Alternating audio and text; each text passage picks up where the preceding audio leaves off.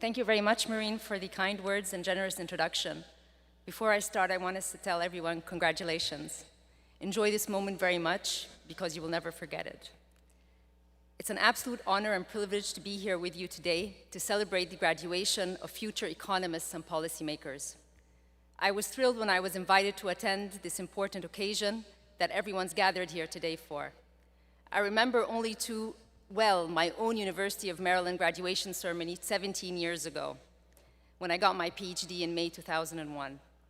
My sense of pride and achievement to be in the audience with my loving and supportive parents alongside me was something that stays for me forever.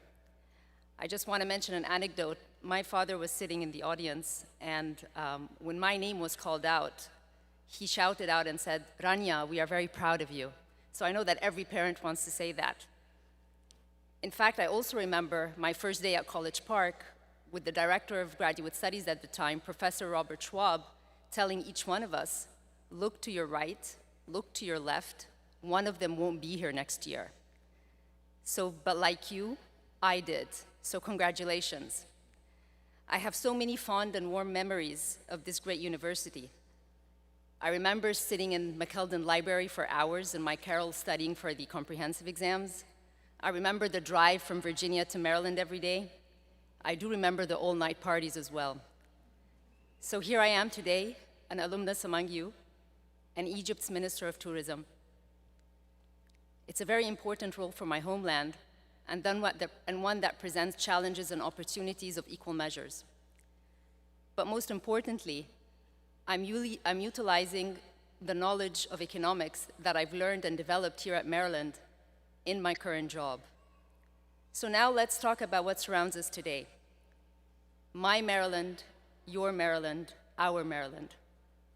Specifically, I would like first to talk about what I've learned along the way in terms of personal development through the higher education that unifies us all here together, and the life lessons that I've been taught here at school.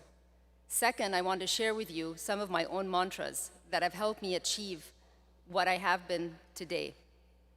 Third and finally, I want to give an outline of the role as a Minister of Tourism in one of the oldest civilizations. So to my first point, what I've learned at Maryland outside the classroom has helped me in the years ahead. The school attracted then, as it does today, a diverse range of students and professors from all over the globe.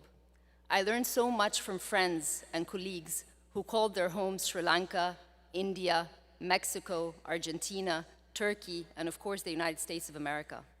All of us had the common goal of studying at this exceptional school.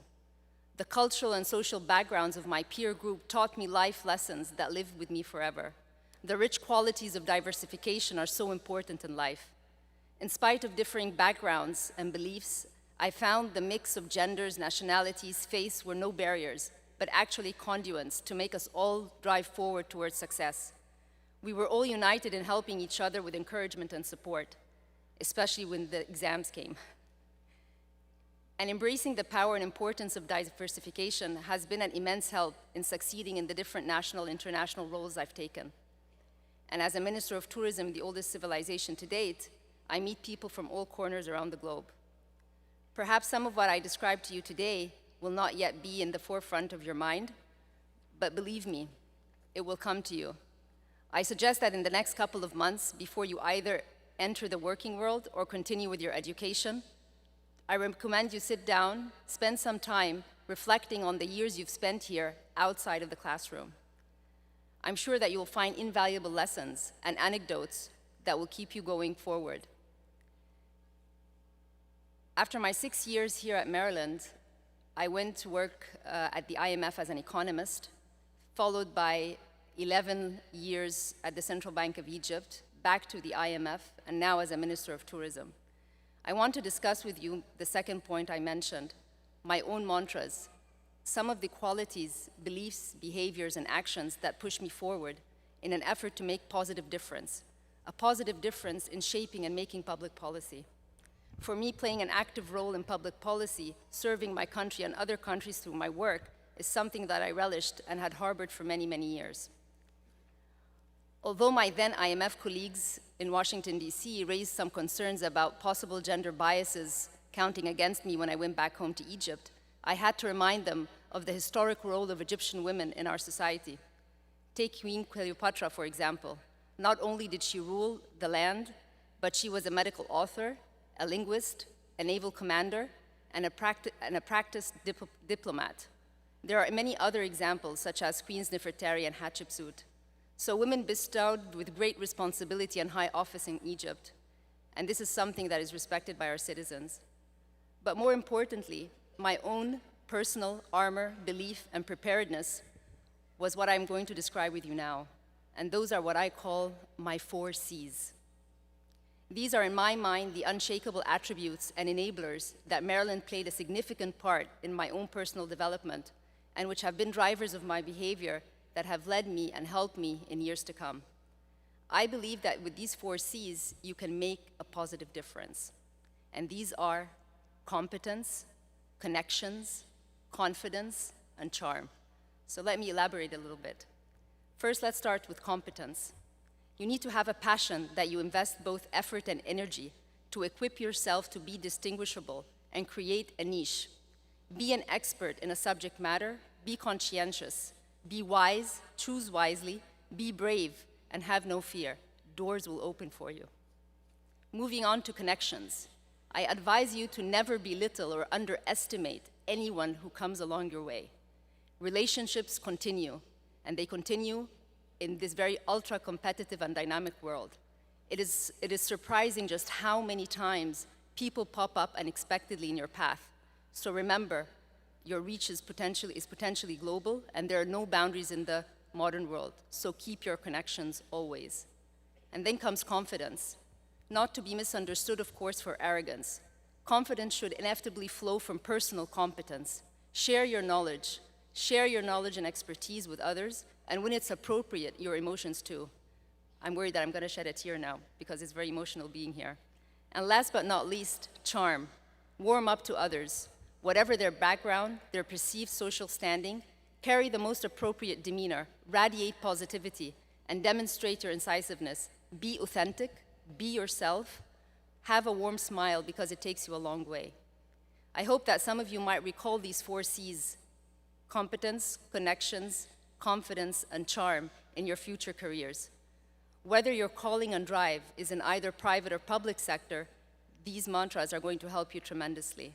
They have served me very well, and I trust they will help you too in making a positive difference. As to my current role as a Minister of Tourism, with a life spent in monetary policy and public debt management, it came somewhat as a surprise to be asked by the President of Egypt, President Sisi, to turn my attention to running a government ministry.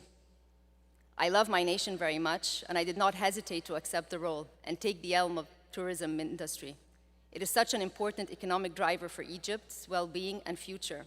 And naturally, I continue to utilize my 4 C's in my relatively new role. Just 4 months on the job, and in some way it's early days, but I have adopted what I've learned as a practiced economist and a central banker to try to introduce wide-ranging structural reforms in the sector. It's a major responsibility, but it's one that I hope pays off. Egypt welcomes 8 million tourists in 2017. First quarter is doing very well, and the projections are very good, so please come and visit. I know that you've all earned it. And to your future, I wish you all very well. I know that making a positive difference is in with all of you. You are the leaders of the future, and leaders always have 3 traits. You have to be authentic, you have to have an intention, and you have to be present in every moment. The University of Maryland has helped me enormously in my journey of personal development. Professors have been mentors, professors have been connections that have helped us to date. The world is fast changing, and economic behaviors are evolving very swiftly, with the help of technologies, of course. That requires innovative thinking. It requires innovative economic policy as well as tools.